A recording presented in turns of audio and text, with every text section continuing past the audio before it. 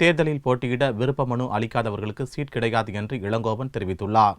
தமிழக காங்கிரஸ் தலைவர் இளங்கோவன் சென்னை சத்தியமூர்த்தி பவனில் சனிக்கிழமையன்று செய்தியாளர்களை சந்தித்தார். சட்டசபை தேர்தலில் காங்கிரஸ் சார்பில் போட்டியிட ஒவ்வொரு தொகுதிக்கும் 10க்கும் மேற்பட்டோர் விருப்ப மனு கொடுத்துள்ளனர் என்றும் தகுதி வெற்றி வாய்ப்பு குறித்து ஆய்வு செய்யப்பட்டுள்ளது என்றும் தெரிவித்தார். இந்த தேர்தலில் ஒதுக்கீட்டு முறை ஒழிக்கப்படும் என்றும் விருப்ப மனு கொடுக்காதவர்கள், ஆய்வில் கலந்து கொள்ளாதவர்கள் எவ்வளவு பெரிய ஆளாக இருந்தாலும் அவர்களுக்கு தேர்தலில் போட்டியிட சீட் வழங்கப்பட மாட்டாது என்றும் இளங்கோவன் கராராக கூறினார். தமிழ்நாடு காங்கிரஸ் கமிட்டியில் 734 தொகுதிகளிலும் போட்டியிடுவதற்கு கிட்டத்தட்ட 3000 பேர் விருப்ப மனுக்களை கொடுத்திருந்தார்கள்.